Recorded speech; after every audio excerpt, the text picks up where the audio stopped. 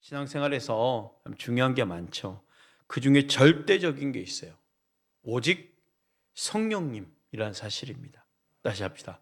오직 성령으로. 그러니까 성령님의 절대성은 지난주에도 지지난주에도 계속 말씀드렸지만 신앙인에게 있어서 믿음을 가진 사람에게 있어서 영접한 하나님의 자녀에게 있어서는 절대적인 거죠. 없어서는 안 되는 거. 반드시 받아야 되는 성령님이라는 거예요. 그 성령님은 나와 함께 내 속에 거하면서 영원토록 나와 함께 하시는 분이시라는 거죠. 요한복음 14장 16절 18절 말씀 볼까요? 내가 아버지께 구하겠으니 그가 또 다른 보혜사를 너에게 주사 영원토록 너희와 함께 있게 하리니 그는 진리의 영이라 세상은 능히 그를 받지 못하나니 이는 그를 보지도 못하고 알지도 못함이라. 그러나 너희는 그를 아나니 그는 너희와 함께 거하시며 또 너희 속에 계시겠음이라. 내가 너희를 고아와 같이 버려두지 아니하고 너희에게로 오리라. 내가 너희를 고아와 같이 버려두지 아니하고 너에게로 오리라 그랬어요. 함께 하신다는 거죠. 그러니까 우리에게도 지금 함께 하시는 성령님 계시기에 인도함을 받았던 거예요. 나는 멀리 떨어졌는데요. 나는 믿음이 떨어져서 하나님을 찾지 않을 때도 많았는데요. 하지만 그때도 성령님은 여러분과 함께하고 계셨고 아멘. 여러분이 거부하고 있다 한들 끝까지 붙들고 계신 분이 우리 성령님이시라는 거예요. 아멘. 육신의 몸으로 계신 예수님은요, 이 땅을 떠날 수밖에 없었지만 예수님 말고 또 다른 보혜사를 하나님 아버지께서 보내주신다는 거예요. 또 다른 보혜사는 성령님이십니다. 이 또 다른 보혜사, 요한복음 이 말씀을 가지고 신천지에서는 또 다른 보혜사라고 했기 때문에 지명된 그 한 사람을 말하고 해석을 했죠. 그래서 이만희 씨를 또 다른 보혜사라고 하면서 했어요. 아멘이 아니고 이거는 이 또 다른 보혜사에 대한 부분에 있어서 이만희 씨가 지금 최근 나온 영상을 봤더니 되게 행설수설 하더라고요. 행설수설. 그러니까 이건 뭐 말씀도 아니고 설교도 아니고 이상한 말을 강단에서 하니까 각 지파장들이 이제 비상이 걸린 거예요. 아, 지금 뭔가 준비해야 될 때가 되지 않았나, 막 그런 것들. 절대 죽지 않다고 말했는데 좀 이상하거든요. 보세요. 또 다른 보혜사는 육신이 아닙니다. 성령님이셔요. 성령님이시거든요. 그래서 이 보혜사 성령님은 진리의 영이에요. 진리의 영이 성령님은 나와 함께 내 속에 거하시면서 영원토록 나와 함께 하시는 분이심을 믿으시길 바랍니다. 그래서 나와 함께 성령께서 나에게 모든 것을 가르치시고 예수님 말씀을 다 생각나게 하시는 거예요. 사역에 있어서도 성령님이 함께 하셔야 된다는 거죠. 요한복음 14장 26절 말씀 볼까요? 보혜사 곧 아버지께서 내 이름으로 보내실 성령 그가 너에게 모든 것을 가르치고 내가 너에게 말한 모든 것을 생각나게 하리라. 지난주에 말씀드렸죠. 사역에 있어서도 성령님이 함께 하신다는 거예요. 생각나게 하시고 모든 것을 가르친다라고 말했어요. 그러니까 오늘도 보혜사 성령님은 나로 하여금 예수님을 증언하고 계셔요. 우리 영적 사역의 성령님의 절대성을 다시 한번 확신하시길 바랍니다. 사역뿐만 아니라 우리 삶 속에서도 성령님의 역사가 절대적이에요. 갈라디아서 5장 22절 3절 볼까요? 오직 성령의 열매는 사랑과 희락과 화평과 오래 참음과 자비와 양성과 충성과 온유와 절제니 이 같은 것을 금지할 법이 없느니라. 성령의 열매가 맺혀진다고 그랬죠. 사랑과 희락과 화평과 오래 참음과 자비와 양성과 충성과 온유와 절제, 이런 것들을 보세요. 내 삶 속에서 맺어지는 열매인 거예요. 여러분 삶 속에서 이런 열매들이 맺어져야 된다는 거죠. 그래서 우리는 사역을 할 때에도 성령님의 절대적인 역사가 필요하지만 우리의 삶 가운데서도, 그렇죠? 우리 일상적인 삶 가운데서도 내 성품을 통해서 행하는 행실을 통해서 이런 열매가 맺어지는 거죠. 그런데 이런 열매가 어떻게 맺어집니까? 성령의 열매라고 그랬어요. 그러니까 성령님 내 삶 가운데서도 역사하신다는 거죠. 성령 충만해야 육신의 열매를 맺지 않는다는 것입니다. 우리는 믿음의 사람이기에 마땅히 어떤 열매를 맺어야 될까요? 성령의 열매를 맺어야 되는 거죠. 성령의 절대성에 대해서 이제 금요 기도회마다 이렇게 나누고 있는데, 성도에게 있어서 성령 충만은 반드시 필요한 것이라 했습니다. 성령 충만은 약속의 말씀이기 때문에 받아라는 거죠. 받아라. 모든 성도는 이 약속의 말씀을 붙들고 성령 충만을 사모해야 된다는 것입니다. 그렇다면 오늘은 어떻게 성령으로 충만할 수 있을까요? 따라합시다. 반드시 철저하게 회개하리라. 가장 우선적인 겁니다. 아멘. 자, 성령의 충만과 성령님의 절대성은 반드시라고 그랬습니다. 우리 성도들에게 성령은 반드시 필요한 거라고 그랬죠. 절대적인 거예요. 성령님은 사역에서도 절대적이요, 삶 속에서도 절대적입니다. 성령이 아니고서는 우리는 살아갈 수 없다는 것을 인정을 해야 돼요. 그러면 성도는 반드시 성령 충만을 사모해야 되는데 어떻게 성령 충만을 할 수 있을까요? 반드시 철저하게 회개해야 된다는 거예요. 회개입니다. 사도행 2장 37절 38절 말씀이에요. 그들이 이 말을 듣고 마음에 찔려 베드로와 다른 사도들에게 물어 이르되, 형제들아 우리가 어찌할꼬 하거늘. 베드로가 이르되, 너희가 회개하여 각각 예수 그리스도의 이름으로 세례를 받고 죄의 사함을 받으라. 그리하면 성령의 선물을 받으리니. 자, 37절에 아주 중요한 말씀이 있습니다. 이 말을 듣고 마음에 찔려. 어떤 말이었을까요? 베드로의 설교겠죠. 너희들이 예수를 죽였다. 그 말을 듣고 마음에 찔렸다는 거예요. 마음에 찔렸다는 것은 베드로 설교가 맞다라는 거예요? 틀렸다는 거예요? 맞다라는 거예요. 그러면 저들이 지금 자신들이 예수를 죽였다는 거예요? 죽이지 않았다는 거예요? 죽였다는 거예요. 그러면 마음에 찔렸다는 거죠. 양심의 가책을 느낀 거예요. 사실 마음에 찔렸다는 것인데, 사실 마음에 찔리면 어느 누구나 그 양심이 있기 때문에 가책을 다 느낍니다. 그렇죠? 근데 중요한 거 있어요. 마음에 찔려 우리가 그러면 어떻게 할꼬? 라고 물어봤다는 거죠. 그럼 베드로 뭐랍니까? 회개해요. 회개하여 각각 예수 그리스도의 세례를 받고 그랬어요. 회개하여라고 했어요. 근데 중요한 게 있어요. 마음에 찔렸는데 그 찔림을 그냥 가책으로 느끼는 것으로만 회개라고 생각한다면 큰 오산이라는 거죠. 누구든지 마음에 찔릴 수 있다고 그랬잖아요. 가룟 유다도 마음에 찔렸습니다. 그렇죠? 베드로도 예수를 부인한 순간 마음에 찔려서, 그렇죠?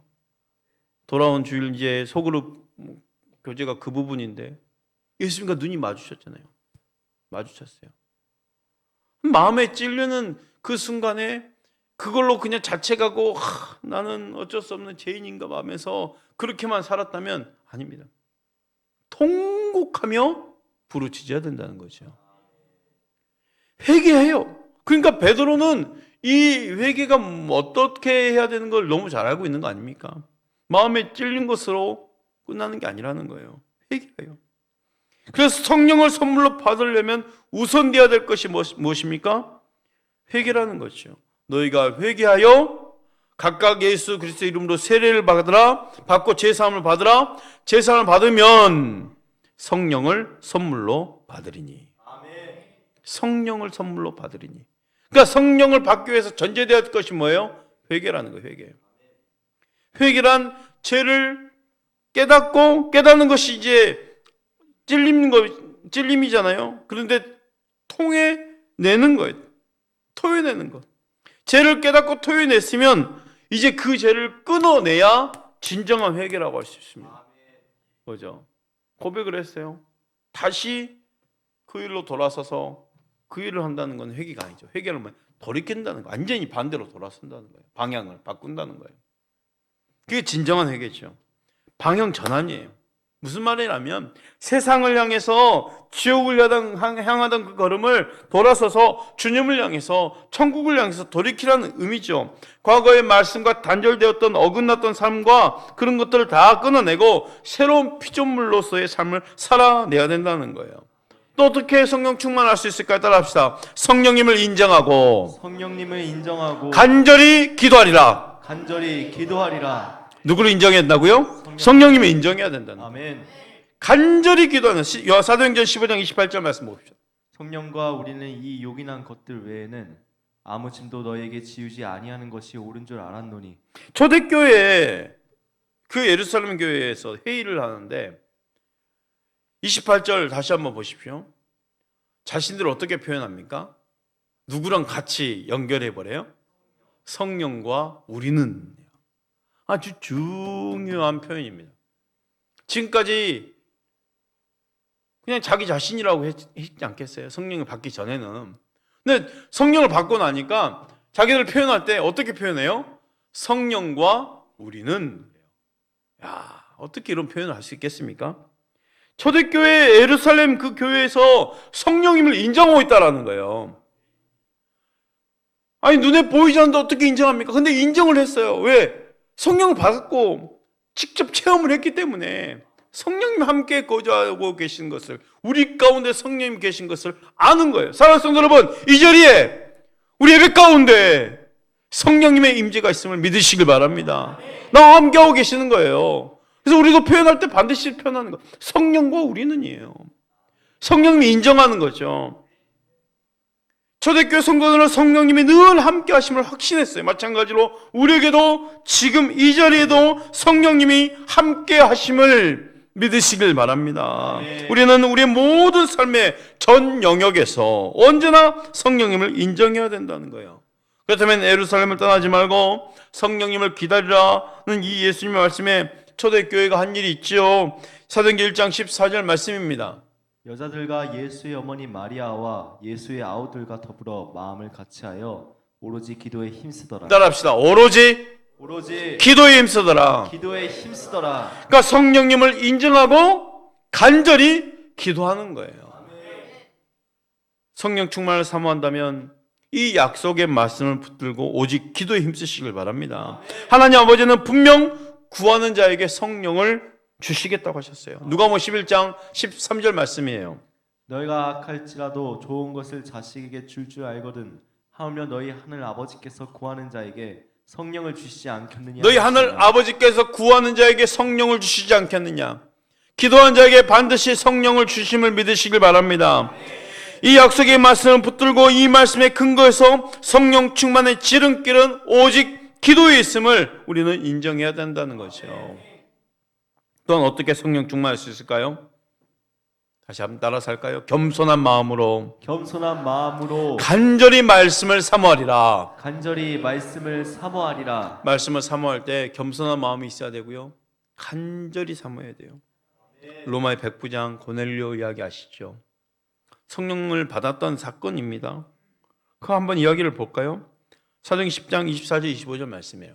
이튿날 가이사랴에 들어가니 고넬료가 그의 친척과 가까운 친구들을 모아 기다리더니 마침 베드로가 들어올 때 고넬료가 맞아 발 앞에 엎드려 절하니. 자, 그리고 33절 말씀이에요. 내가 곧 당신에게 사람을 보내었는데 오셨으니 잘하였나이다. 이제 우리는 주께서 당신에게 명하신 모든 것을 듣고자 하여 다 하나님 앞에 있나이다. 44절 말씀이에요. 베드로가 이 말을 할 때 성령이 말씀 듣는 모든 사람에게 내려오시니. 자, 보세요. 고넬료가 기도하는 중에 성령님으로 말미암아 초청을 하죠. 천사들로 말미암아 초청을 하죠. 누구를? 베드로를. 베드로가 요방에 시몬의 집에 있다는 것을 명확하게 위치와 또 이름까지 명명해서 가르쳐 줍니다. 베드로를 청했어요. 자, 베드로를 청하면서 다 사람들이 모여 있어요. 근데 베드로를 만나자마자 발 앞에 엎드리는 거예요. 그러면서 고백하는 말이 있어요. 우리가 다 하나님 앞에 있나이다. 아멘. 어떻게 이런 표현을 할 수 있겠습니까? 베드로인데 우리가 다 하나님 앞에 있나이다요. 아멘. 고넬료가 지금 베드로에게 절을 할 때 심정은 지금 주님이 베드로 입을 통해서 주실 그 말씀들, 베드로의 말씀, 베드로가 지금 말할 때 베드로 말이 아니라 베드로를 통해서 주실 하나님의 말씀을 사모하면서 우리가 다 하나님 앞에 있나이다 그랬던 거예요. 아멘. 여러분, 우리에게 이런 간절한 심정이 있기를 바랍니다. 아멘. 말씀을 들을 때 하나님이 주실 그 말씀으로 새겨 들을 수 있는 은혜가 있기를 축복합니다. 아멘. 그 심정으로 받은 거예요. 결국 고넬료가 베드로에게 절을 한 것이 아니라 누구에게 절한 거예요? 하나님께 절한 거죠, 사실. 아멘. 그 고백을 통해서 알 수 있어요. 우리는 다 하나님 앞에 있나이다. 아멘. 그렇게 사모하는 고넬료와 그 일행에게 베드로의 말씀을 듣는 중에 성령님이 임하신 것입니다. 그러니까 성령님은 간절한 마음으로 말씀을 들을 때에 역사하신다는 거죠.